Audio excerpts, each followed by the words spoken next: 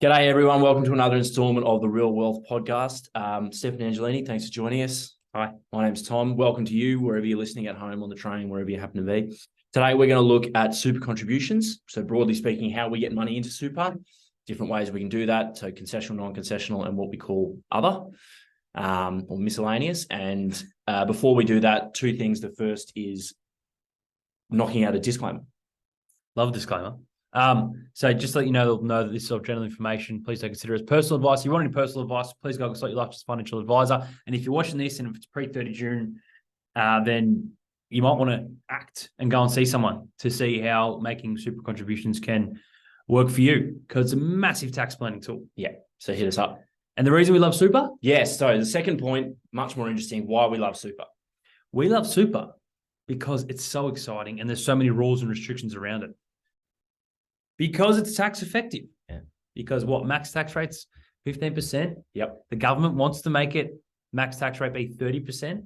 But really, it's the really one environment where you can pay no tax on a lot of your earnings. So if you've got up to now to a balance of 1.9 million super and you're in what's called pension phase, tax-free earnings. Yeah.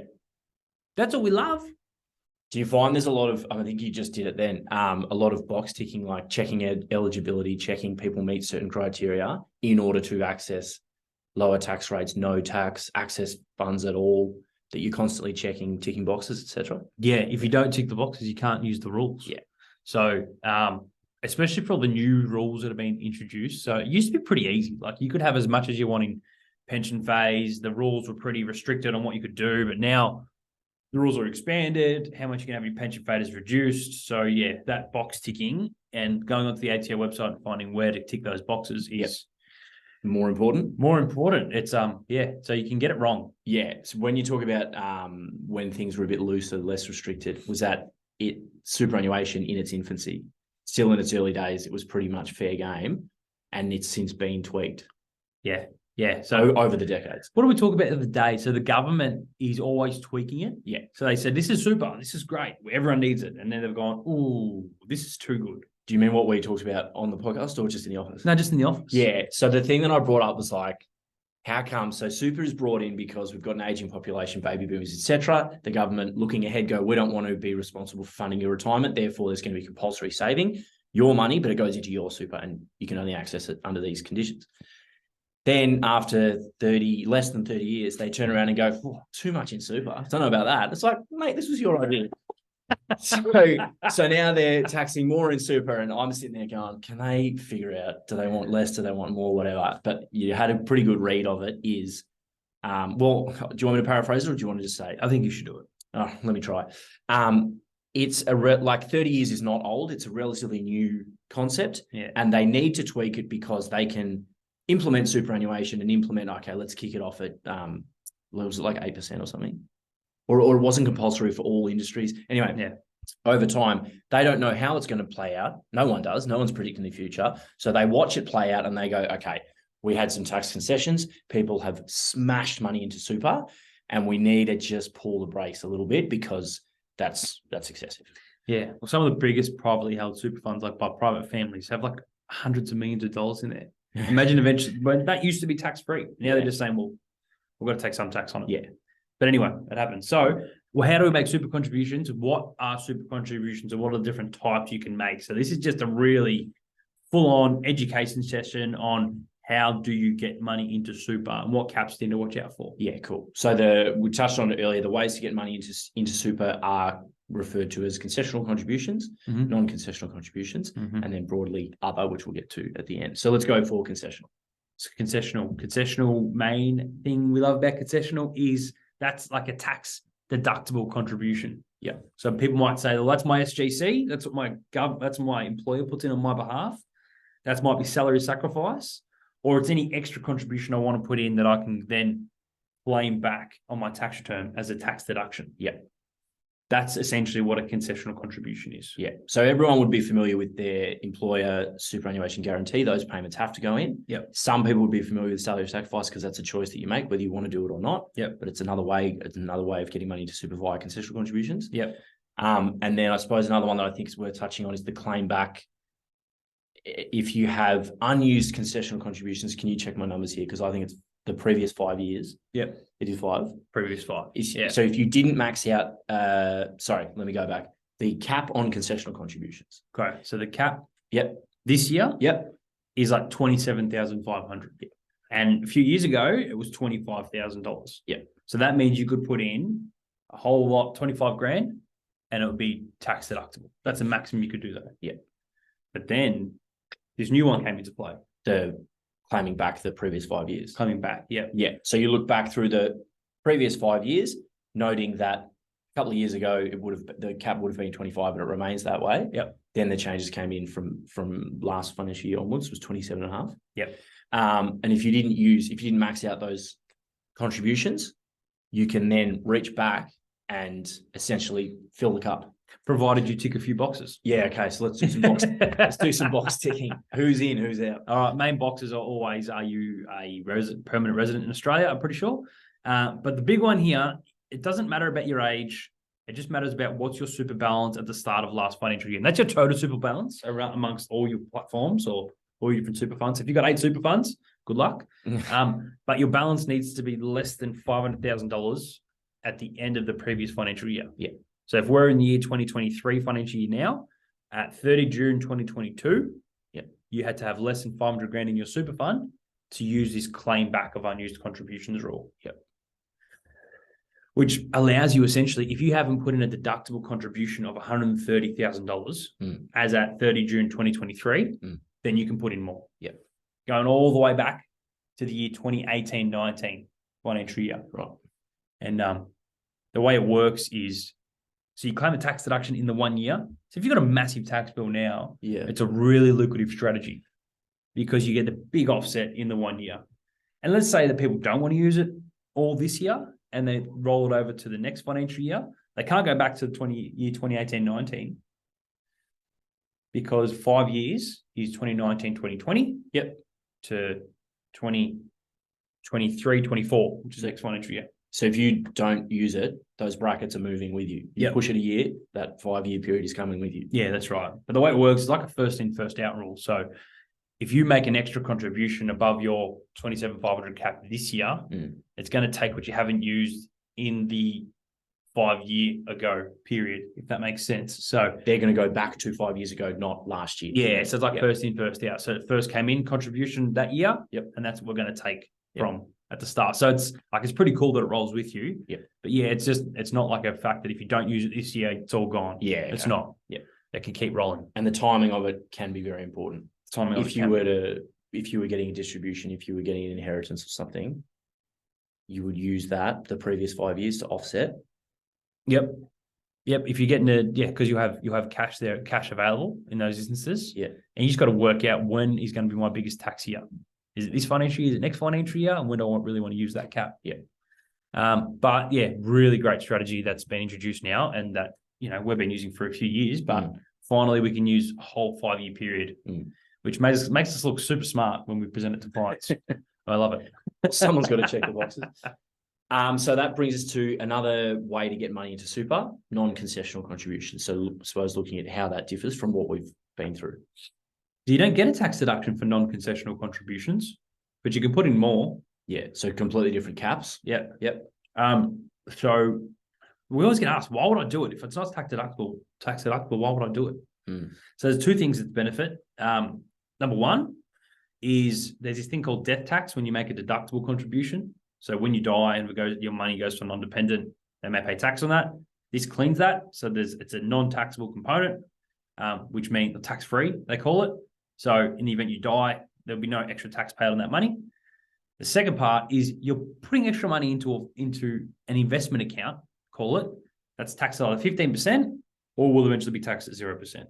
So you're adding money to a tax-effective environment, which is why people use a non-concessional. So they're the main reason people do these, but then there's yearly caps on it. So similar but different to concessional. Yeah. You've got a yearly cap. Yep. Which is now 110. 110. Be aware Well, that may change what do you before the end of the financial year. So a few years ago, it was 100 grand a year, and then it went to 110. And I've got a feeling for the 2024 financial year, it's going to increase. Right. But the change will take effect 1st of July. From You 1st don't of mean July. it will take effect before then. It'll be just decided before then. So do not stuff that up. We've seen people stuff that up before. Yeah. As in over contribute? Yeah. Yep. Did one the other day. So for non-concessional contributions, you've been through why do we do it? And that was looking at a little bit of the long game. So if you're 50 and you're likely to retire at 60 or shortly after, it's worth going down the non-concessional contribution path. Yep. Because you'll have the money soon. It'll be in that super environment where there's minimal or no tax. Yep. So it's just having a bit of the awareness of 10 years is not a long time. Yep. You'll be able to access it then. Yep. Yep. And then they also have, for non-concessional, they have a system where it's sort of forward-facing. You can bring forward. Is that the right terminology? Bring forward rule. Yeah. So instead of looking back like you did with the concessional contributions, you're using the cap for that year and the following 2 years. You can use it all at once. So that would be a $330,000 contribution. And then that wipes you out for the next 3 years. You've maxed it out. Kicks in again following that 3-year period. So this year, if you got 110 this year, then you could do $330,000, but you'd use up the next 3 years. Now, importantly, rules changed from 1 July 2022. Saying that if you're over the age of 67, you could only put in the 110 per year. And then they said from 1 July 2022, you can go off and you can put in you can use that bring forward rule all the way up until you're 74 years old. So it's expanded the amount of people that can make extra contributions to super. So if you're an older Australian and you previously couldn't make extra contributions to super, or you got a super balance there and you got this big taxable component in there and you don't know what it means, you could probably recycle that through using this non-concessional rule. So that is an instance of them slightly loosening the grip on the superannuation bucket, where that's it. They had the cap at once you're 65, once you're over 65, you're out. No more of these massive non-concessional contributions. They've extended that by 9 years. That 9-year period captures a lot of people. They're suddenly able to contribute to super. That's an example of them. They're loosening it over here while also tightening it over here. That's it. Depending on what's required, I suppose. That's right. So people haven't had the opportunity to put in heaps of money into super. Now they've got a chance to put in more. Importantly, that when you've got more than 1.7 mil, you can't put these non-concessionals in. So you can't just keep adding, even though you've got a massive balance. So essentially what these tax changes did in the past is they said to the people with heaps of money in super, we're going to tax you on it.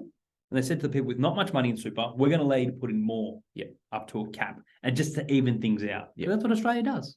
We like things to be even.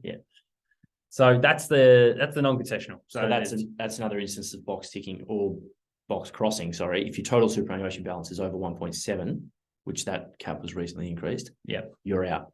That's in terms of this strategy. You're done. And so let's move on to the next ones. So we've done concessional, done non-concessional. Now we want to look at other types. So they're unique and they're sort of, I would describe them as one-off. Like a downsize is a one-off. That's not a strategy you'd employ every year. No, that's right. So do you want to go into downsizer or rollover exemption first? Well, these are both ones you can only use once in your lifetime. I'm pretty sure. Maybe downsizer you can use more. I don't know. Anyway, we'll check. So downsizer, it was initially if you were older than 65 and you sold your house, here's a tick box. A very important tick box. You need to have lived in there for more than 10 years.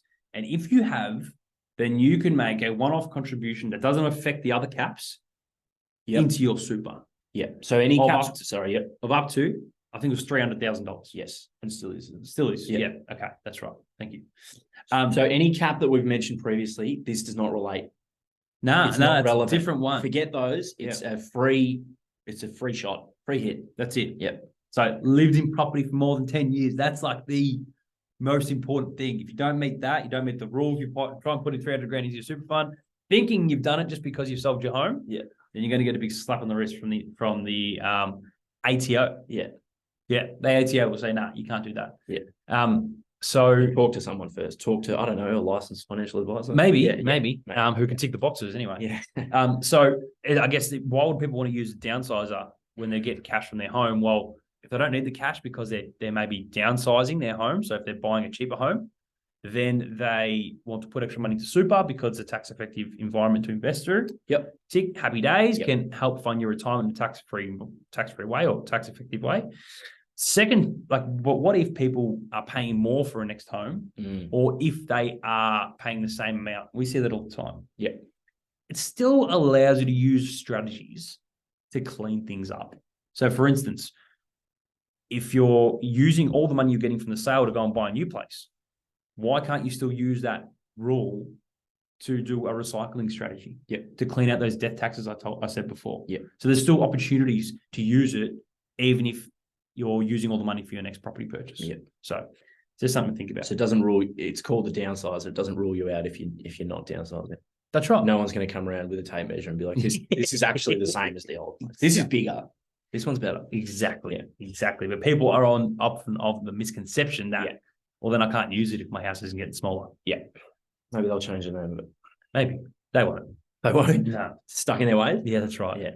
The next one is we don't see it often. Yeah, I'm not super familiar with this one, to be honest. We've seen and done downsizes, but I'm not familiar with this one. We did a rollover exemption. So who was it for? For a client of ours that sold tech business. They've gone to overseas. Yeah, okay. Sorry, we did too. So you got to meet small business tax concessions rules. So where this one comes into play is if you're a small business owner and you sell your business and you meet the small business tax concession rules, then you can offset part of this tax or capital gain on your sale of your business and put up to 500 grand into your super fund. Yep. And it's not taxed in super. It's not taxed in your personal name. Yep. Just wipes off some tax, but allows you to put, people have a lifetime cap of $500,000. Yeah, okay.